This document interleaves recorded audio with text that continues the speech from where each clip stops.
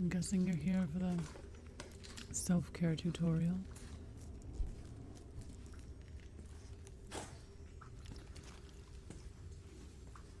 Wait a minute. Just a minute. Just hold up, buddy.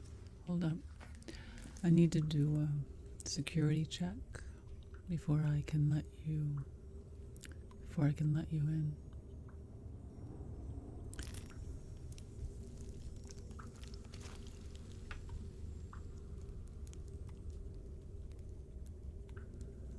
Let me get a good look at you.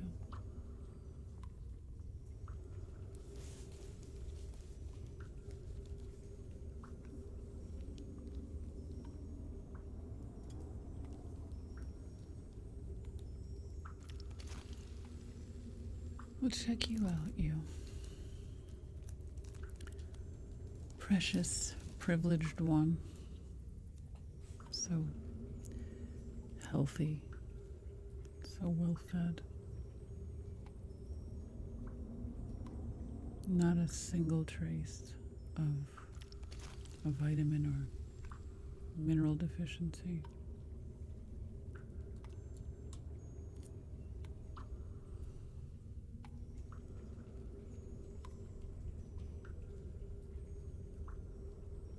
Congratulations. You won the genetic lottery and you're clearly thriving compared to so many others. Just surviving is a grand feat.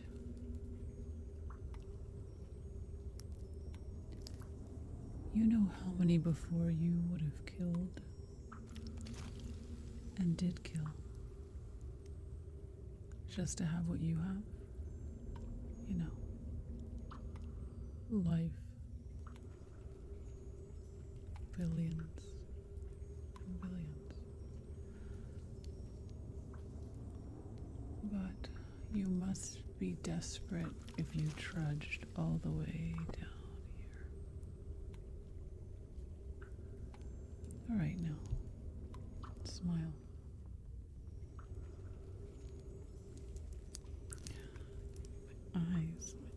My eyes. Are you trying to blind me? All right, close your mouth. Is it closed? All right, give my eyes a second to adjust. Wow, you are one pampered pooch. You definitely have way too much time on your hands with teeth that white. Oh, my eyes are still stinging. Teeth that white are a sign of insanity. Are you insane or just trying to sell me something? Because if you're trying to sell something, you've picked the wrong chick. I am swimming in satiation and satisfaction, like peak self-esteem here. I'm in a product on this planet that could make me love myself any more than I do. Products are for the amour propre impoverished.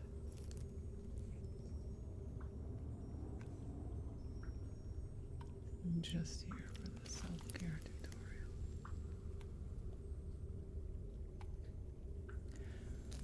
Well, maybe the lesson's already begun. Hope you've been taking notes. And maybe it's an experiential lesson, you know, learn by doing in the real. If I had to guess, I'd say lesson 2 is, and I'll leave you to figure out what the first lesson was. But lesson 2 probably has something to do with ultra bright, sparkling teeth and how they have nothing to say about character.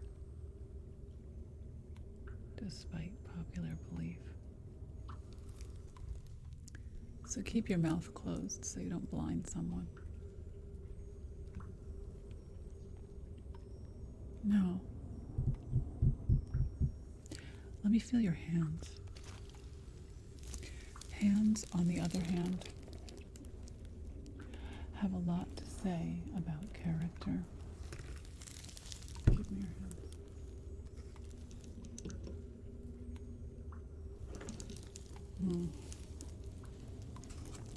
Are you some kind of tier of royalty? Your hands are too soft to have known anything about real life. Not a single callus or splinter.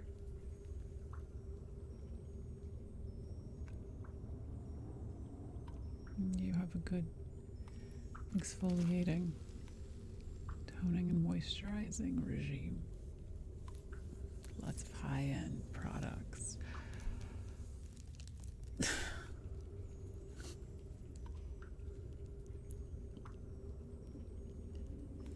bet you think that stuff can exfoliate your soul. Well, it can't. Quite the opposite. It just clogs your pores, the pores of your soul. Nothing can get in, and nothing can get out.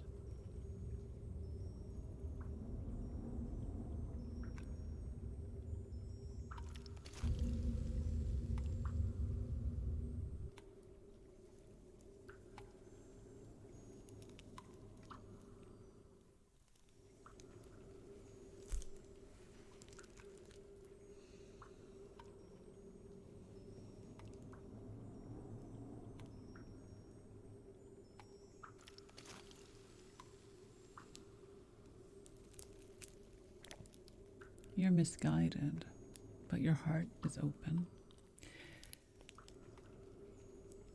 Your biggest mistake is you put too much stock in what other people think about you.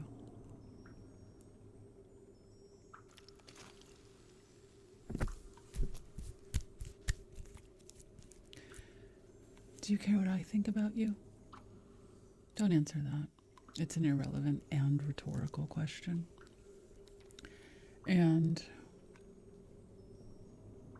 I'm indifferent to what you think about me. Praise me or trash me, and I'm still gonna feel the same way about me.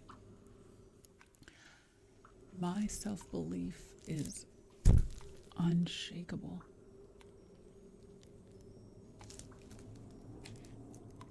Lesson 3. You should care what I think of you only as far as your survival is concerned. Now come in and sit down. Hope you weren't expecting anything sumptuous. We're just in survival mode here. So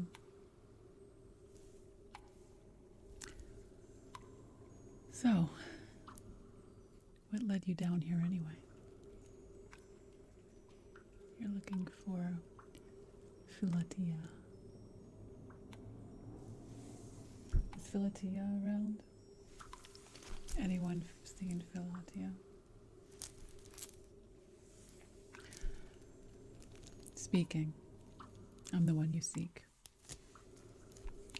I'm Philautia, the goddess of self-love.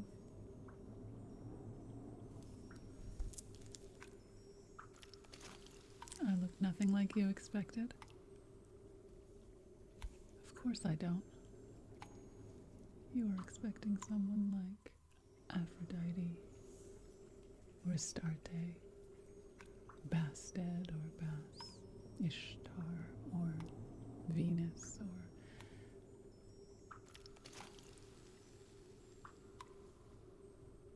Chodikete. Yeah, I'm not a love goddess, not a beauty or sex or lust goddess.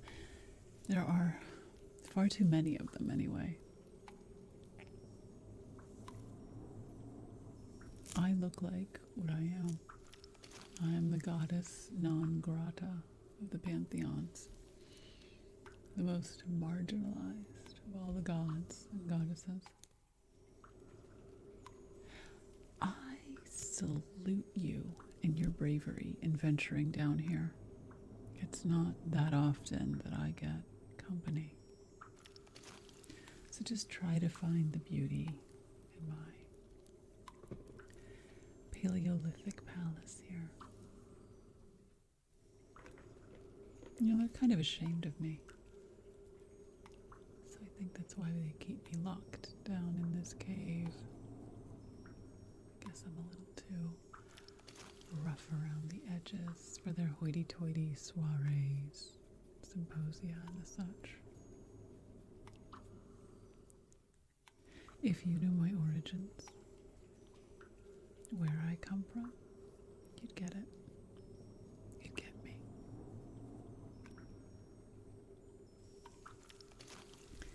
In the beginning, that seems like a cliched but suitable place to start your self-love lesson. Well, not at the very beginning, but at the dawn of the Holocene, the human era, before there were symposia and theaters and beauty pageants and Sephoras, before there were haters and scammers and toxic friends, before all of that there were lions, tigers, hawks, snakes and wolves, saber-toothed cats, predatory kangaroos, believe it or not, sharks, dragons, hostile, marauding tribes. But worst of all, mosquitoes and flesh-eating bacteria. And all of those things precipitated the need for me. The need for self-love. Self-love is first and foremost self-preservation. Watch your back or get eaten. I take pride in the fact that my kind of love is the most original, primal, foundational. Without self-love, there can't be any other kind of love.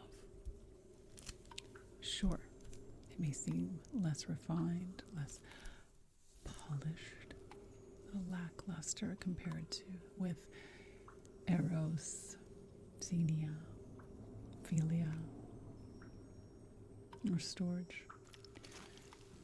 But you can't love a brother, a sister, a mother, a friend, a stranger, a cousin, or a father, obviously, unless you love yourself. Dead men and women have no love to give. Repeat that back to me. That's right. You carve that on the back of your hand with an X-Acto knife if you need to. But don't you ever forget that. Dead men and dead women have no love to give. You love yourself or you die. That's the urgency, the imperative of self-love. And billions upon billions who came before you and who are living right next to you right now wish they had it as easy as you do to survive. How long do you spend on your beauty regime? No, that's 30 minutes too long. And all of those chemicals are slowly killing you. Slowly, slowly. And I don't just mean sodium lauryl sulfate or parabens.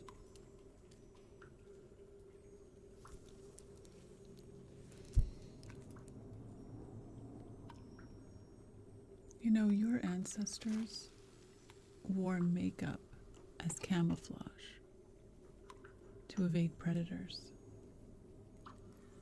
By spending so much time doing makeup, you're actually making yourself more vulnerable.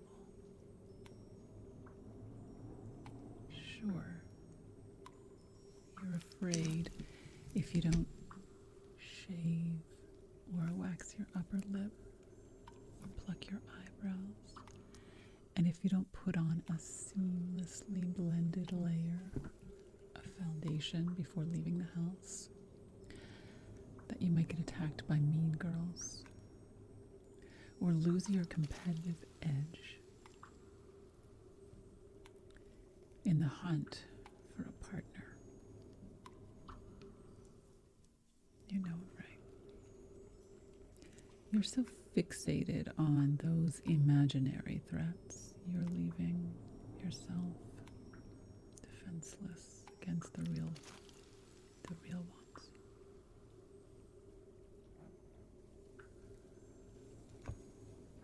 You're weak and you're vulnerable,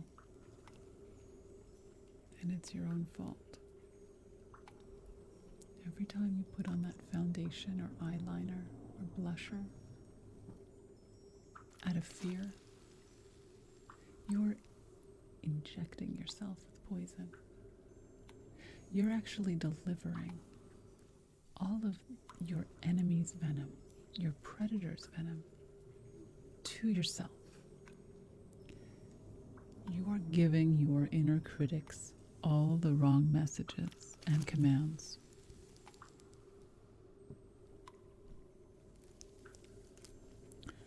You're opening yourself up to deadly blows of comparison.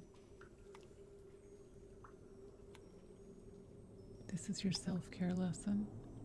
There are only two real threats to your survival and thrival that you need to focus on.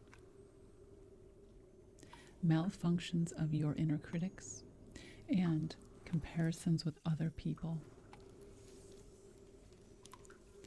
Your inner critics have been attacking and sabotaging you a lot lately, haven't they?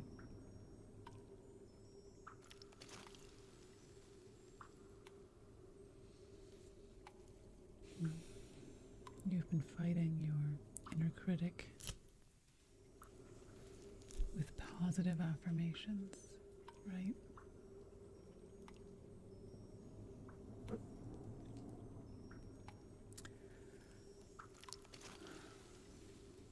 You can't fight flying monkeys with lollipops. Oh, lollipops sure do taste good. And who doesn't like a nice, tingling sugar rush? But lollipops aren't going to give you the fuel you need to run the gauntlet or a marathon. You need to tame your monkeys. Teach them the right tricks. And they are trainable. Look, occasionally an inner critic gets on the loudspeaker who is brutish and bloodthirsty. A dragon inner critic. When that happens, but it's pretty rare, just remember that there are two ways to slay dragons. There's the easy, quick way, which is to heckle and humiliate them until they slither off.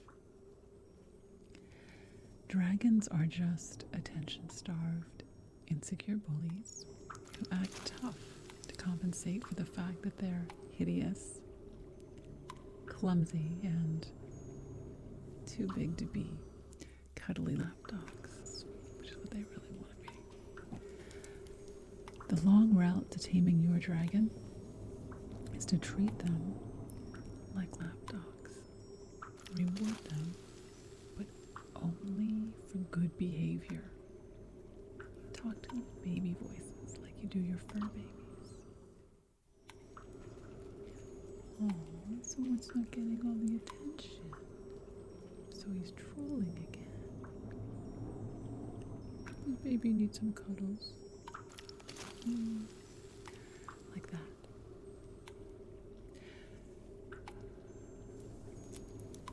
But most of the time, the inner critics are untrained monkeys playing circus in your head. Basically, they're a bunch of morons with old brains and old values. They're about as relevant and elegant as dinosaurs. Evolution doesn't happen wholesale. Understand that. Your inner critics are just artifacts clinging on from earlier times when they were relevant and they were necessary to shout at you, to keep you from getting dead. Believe it or not, your inner critics, numbskulls that they are, actually think they are helping you by telling you you're fat or too skinny, ugly, pathetic loser, klutzy dork, a selfish asshole, piece of shit, whatever. They mean well. They do. They think they're keeping you safe and alive. And part of that is your fault.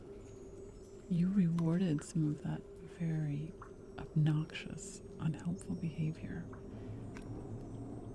You didn't know, though. But you just didn't send them the right messages. They haven't had an update in 10,000 or so years. So let's give them an update. Let's tell them what's really important for your survival.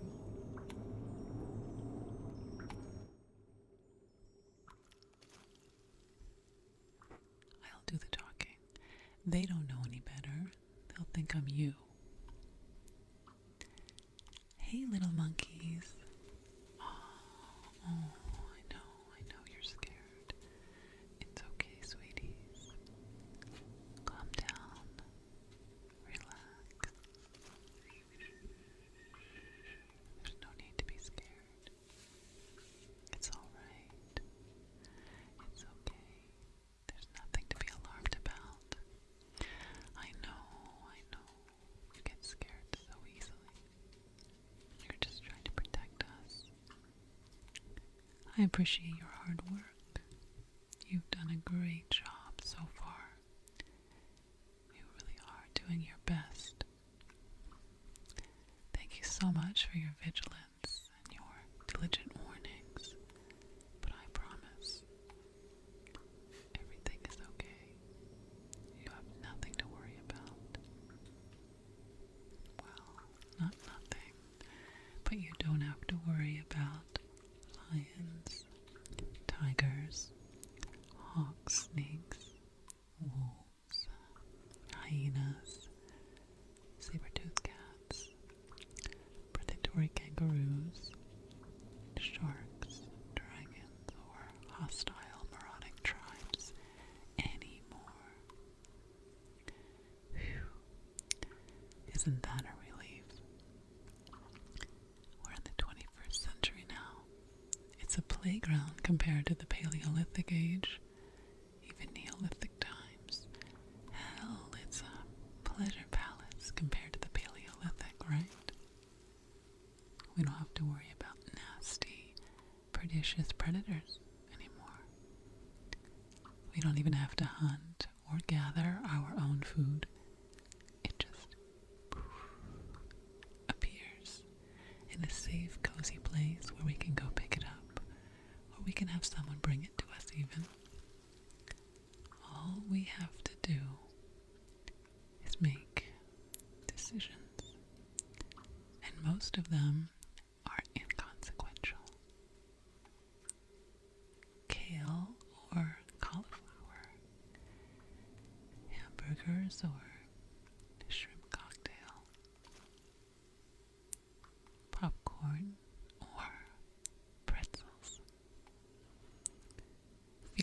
easy that is? I know, you're right. It is easy to get fat here, to eat too much. So that's what we need your help with. Tell you what, I'll handle the getting money part. Money's the thing that we use to trade for food. You just do everything you can to be my cheerleader so I can make sure I get enough money for us to have a place to live, some food to eat, and some clothes so we can stay warm. And if you're good, maybe even some fun toys too. Getting money can be very stressful. A lot of people are competing to get as much as they can so they can be a little mean and crappy sometimes. But if you want me to have maximum energy to go out and get us the money we need, remember, the more money, the more bananas. You gotta say some really nice things to me, and maybe even throw in some good jokes for stress relief. Yeah, think you can handle that? I know you can. You can handle anything. You're strong and tough and very clever and resourceful. You come from a long line of survivors. If you could survive the Stone Age, you can survive anything this powder puff of a time and place throws at you. So, why don't you help me out by praising the shit out of me? Like saying, look at you. Look how hard you're working. You're doing the best you can with the hand you've been dealt.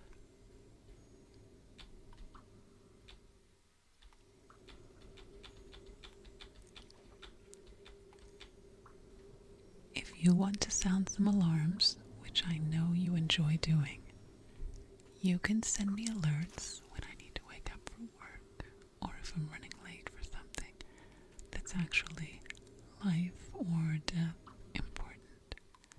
But other than that, just praise me for hustling and doing lots of stuff I don't want to do just to survive. Oh, and remind me to praise other people for their hard work, because they have to bust their butts too. And their hard work allows us this easy, straight, dolce vita we're enjoying. You know, compared to the life we had before.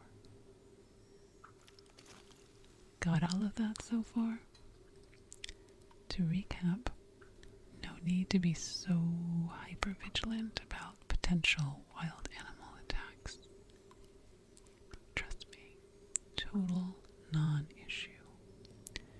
Instead, rah-rah cheerlead me as I grind to make sure we can eat and sleep inside. Help me stay on time, but just for the stuff that's necessary for getting the basics. I'll handle the rest. There's one more thing you can help with to keep us alive. Even if we don't need to worry about lions, aggressive kangaroos, and sharks. Chances are, if something is going to get us, it's going to be heart attacks or cancers. So just send me a few reminders, maybe once a week, to eat less red meat. Take it easy on the sugar and salt and fried stuff. Maybe get some exercise every day.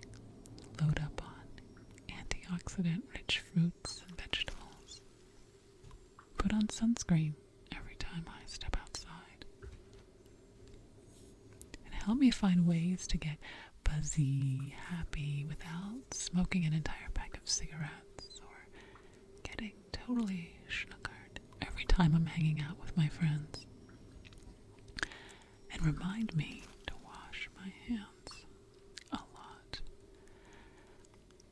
Oh, and you can get in my face if I start hanging out all day in front of nuclear reactors or microwaves.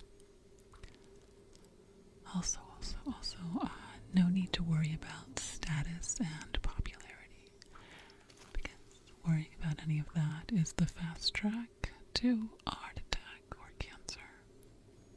Another luxury we have in this century is that almost every relationship is optional in this here information age, except the ones that we need to keep good to make the money, to pay for the food, the shelter, the Wi-Fi.